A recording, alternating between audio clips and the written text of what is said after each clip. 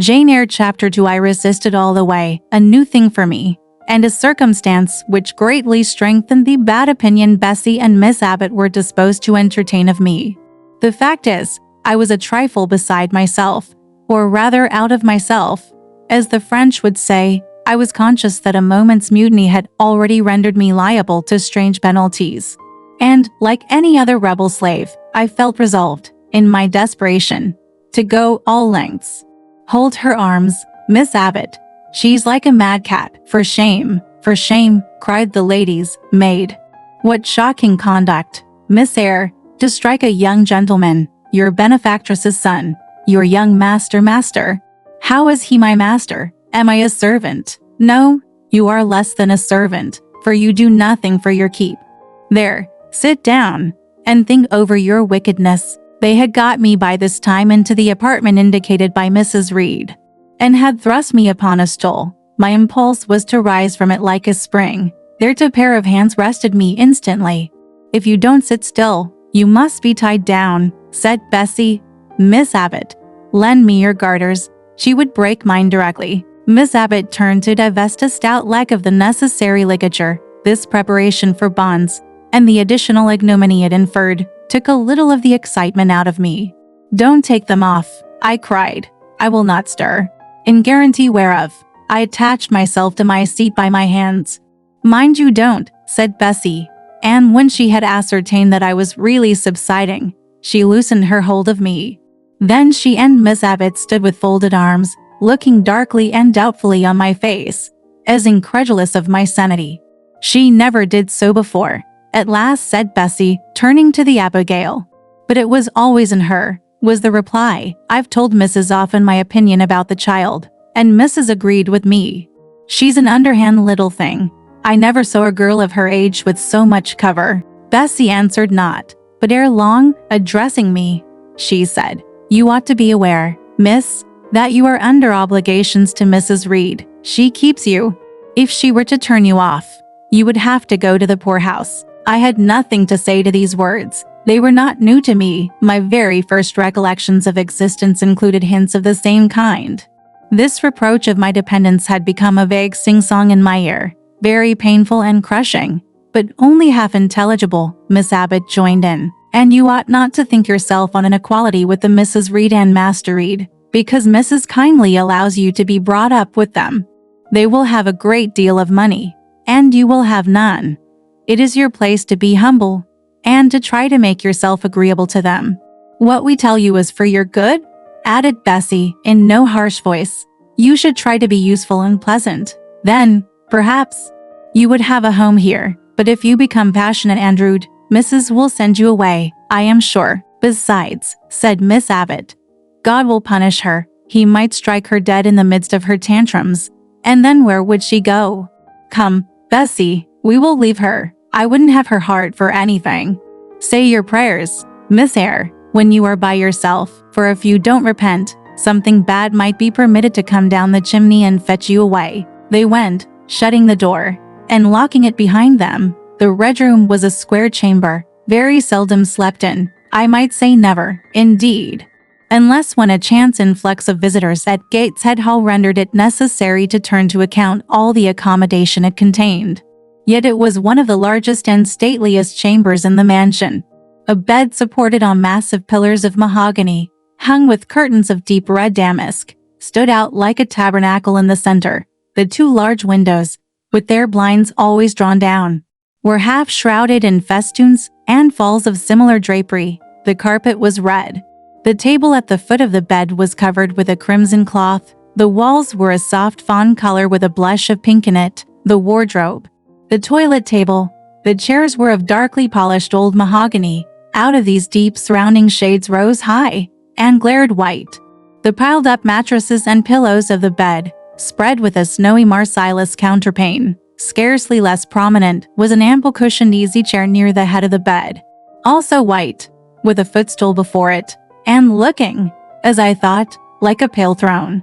This room was chill, because it seldom had a fire. It was silent, because remote from the nursery and kitchen. Solemn, because it was known to be so seldom entered.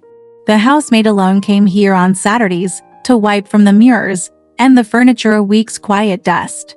And Mrs. Reed herself, at far intervals, visited it to review the contents of a certain secret drawer in the wardrobe, where were stored divers parchments, her jewel casket, and a miniature of her deceased husband.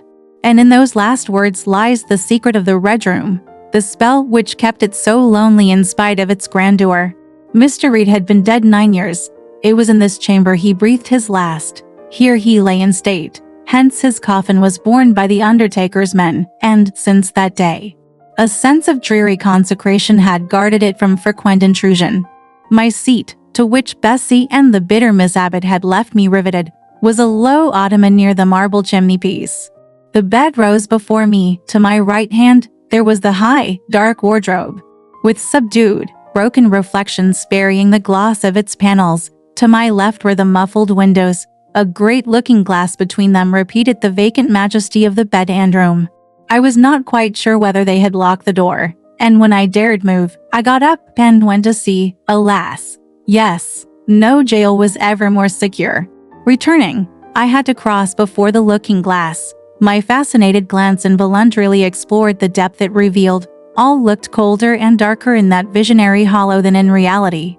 And the strange little figure there gazing at me, with a white face and arms specking the gloom, and glittering eyes of fear moving where all else was still, had the effect of a real spirit. I thought it like one of the tiny phantoms, half fairy, half imp, Bessie's evening stories represented as coming out of lone, ferny dells and moors, and appearing before the eyes of belated travelers. I returned to my stool. Superstition was with me at that moment, but it was not yet her hour for complete victory. My blood was still warm. The mood of the revolted slave was still bracing me with its bitter vigor. I had to stem a rapid rush of retrospective thought before I quailed to the dismal present. All John Reed's violent tyrannies, all his sister's proud indifference, all his mother's aversion, all the servants' partiality, turned up in my disturbed mind like a dark deposit in a turbid well. Why was I always suffering, always browbeaten, always accused, forever condemned? Why could I never please? Why was it useless to try to win anyone's favor? Eliza, who was headstrong and selfish, was respected. Georgiana, who had a spoiled temper, a very acrid spite, a captious and insolent carriage, was universally indulged. Her beauty, her pink cheeks and golden curls, seemed to give delight to all who looked at her, and to purchase indemnity for every fault. John no one thwarted, much less punished, though he twisted the necks of the pigeons, killed the little pea chicks, set the dogs at the sheep, stripped the hothouse vines of their fruit, and broke the buds off the choicest plants in the conservatory. He called his mother old girl, too, sometimes reviled her for her dark skin, similar to his own, bluntly disregarded her wishes, not infrequently tore and spoiled her silk attire, and he was still her own darling. I dared commit no fault. I strove to fulfill every duty, and I was termed naughty and tiresome, sullen and sneaking, from morning to noon, and from noon to night. My head still ached and bled with the blow and fall I had received. No one had reproved John for wantonly striking me, and because I had turned against him to avert farther irrational violence, I was loaded with general opprobrium. And just, said my reason, forced by the agonizing stimulus into precocious though transitory power, and resolve, equally wrought up, instigated some strange expedient to achieve escape from insupportable oppression, as running away. Or, if that could not be effected, never eating or drinking more, and letting myself die. What a consternation of soul was mine that dreary afternoon! How all my brain was in tumult, and all my heart in insurrection. Yet in what darkness, what dense ignorance, was the mental battle fought? I could not answer the ceaseless inward question. Why I thus suffered, now, at the distance of, I will not say how many years, I see it clearly. I was a discord in Gateshead Hall. I was like nobody there. I had nothing in harmony with Mrs. Reed or her children, or her chosen vassalage. If they did not love me, in fact, as little did I love them.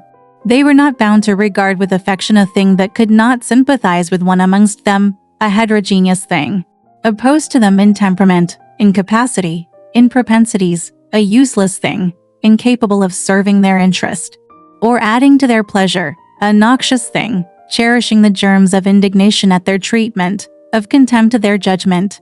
I know that had I been a sanguine, brilliant, careless, exacting, handsome, romping child, though equally dependent and friendless, Mrs. Reed would have endured my presence more complacently. Her children would have entertained for me more of the cordiality of fellow feeling. The servants would have been less prone to make me the scapegoat of the nursery. Daylight began to forsake the red room. It was past 4 o'clock, and the beclouded afternoon was tending to drear twilight.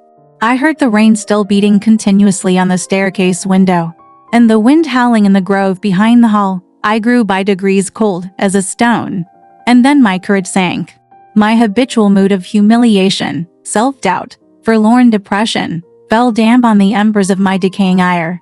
All said I was wicked, and perhaps I might be so. What thought had I been but just conceiving of starving myself to death? That certainly was a crime. And was I fit to die? Or was the vault under the chancel of Gateshead Church an inviting bourne? In such vault I had been told did Mr. Reed lie buried, and led by this thought to recall his idea, I dwelt on it with gathering dread. I could not remember him, but I knew that he was my own uncle, my mother's brother, that he had taken me when a parentless infant to his house, and that in his last moments he had required a promise of Mrs. Reed that she would rear and maintain me as one of her own children. Mrs. Reed probably considered she had kept this promise, and so she had, I dare say, as well as her nature would permit her. But how could she really like an interloper not of her race, and unconnected with her, after her husband's death, by any tie? It must have been most irksome to find herself bound by a hard-wrung pledge to stand in the stead of a parent to a strange child she could not love, and to see an uncongenial alien permanently intruded on her own family group. A singular notion dawned upon me. I doubted not, never doubted that if Mr. Reed had been alive he would have treated me kindly. And now, as I sat looking at the white bed and overshadowed walls, occasionally also turning a fascinated eye towards the dimly gleaming mirror, I began to recall what I had heard of dead men, troubled in their graves by the violation of their last wishes, revisiting the earth to punish the perjured and avenge the oppressed. And I thought Mr. Reed's spirit, harassed by the wrongs of his sister's child, might quit its abode whether in the church vault or in the unknown world of the departed, and rise before me in this chamber. I wiped my tears and hushed my sobs, fearful lest any sign of violent grief might waken a preternatural voice to comfort me, or elicit from the gloom some haloed face, bending over me with strange pity. This idea, consolatory in theory, I felt would be terrible if realized. With all my might I endeavored to stifle it. I endeavored to be firm. Shaking my hair from my eyes, I lifted my head and tried to look boldly round the dark room. At this moment a light gleamed on the wall. Was it, I asked myself, a ray from the moon penetrating some aperture in the blind? No, moonlight was still, and this stirred, while I gazed. It glided up to the ceiling and quivered over my head. I can now conjecture readily that this streak of light was, in all likelihood, a gleam from a lantern carried by someone across the lawn. But then, prepared as my mind was for horror, shaken as my nerves were by agitation, I thought the swift darting beam was a herald of some coming vision from another world. My heart beat thick, my head grew hot, a sound filled my ears, which I deemed the rushing of wings. Something seemed near me. I was oppressed, suffocated. Entrance broke down. I rushed to the door and shook the lock in desperate effort. Steps came running along the outer passage. The key turned. Bessie Ann Abbott entered. "Miss Eyre, are you ill?" said Bessie. "What a dreadful noise. It went quite through me," exclaimed Abbott. "Take me out. Let me go into the nursery," was my cry. "What for? Are you hurt? Have you seen something?" again demanded Bessie. "Oh, I saw a light, and I thought a ghost would come." I had now got hold of Bessie's hand, and she did not snatch it from me. "She has screamed out on purpose," declared Abbott, in some disgust. "And what a scream! If she had been in great pain one would have excused it, but she only wanted to bring us all here. I know her naughty tricks."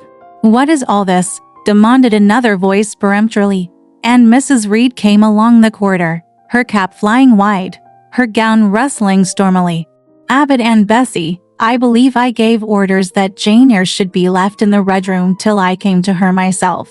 Miss Jane screams so loud. Ma'am, pleaded Bessie. Let her go, was the only answer. Loose Bessie's hand. Child, you cannot succeed in getting out by these means, be assured. I abhor artifice, particularly in children. It is my duty to show you that tricks will not answer. You will now stay here an hour longer. And it is only on condition of perfect submission and stillness that I shall liberate you then. Oh, aunt, have pity. Forgive me, I cannot endure it. Let me be punished some other way. I shall be killed if— Silence. This violence is almost repulsive. And so, no doubt, she felt it. I was a precocious actress in her eyes. She sincerely looked on me as a compound of virulent passions, mean spirit, and dangerous duplicity. Bessie and Abbott having retreated, Mrs. Reed, impatient of my now frantic anguish and wild sobs, abruptly thrust me back and locked me in. Without farther parley, I heard her sweeping away, and soon after she was gone, I suppose I had a species of fit, and consciousness closed the scene. All right, this part of the story ends here. Want to know what happened next? Let's listen to the breakdown next time.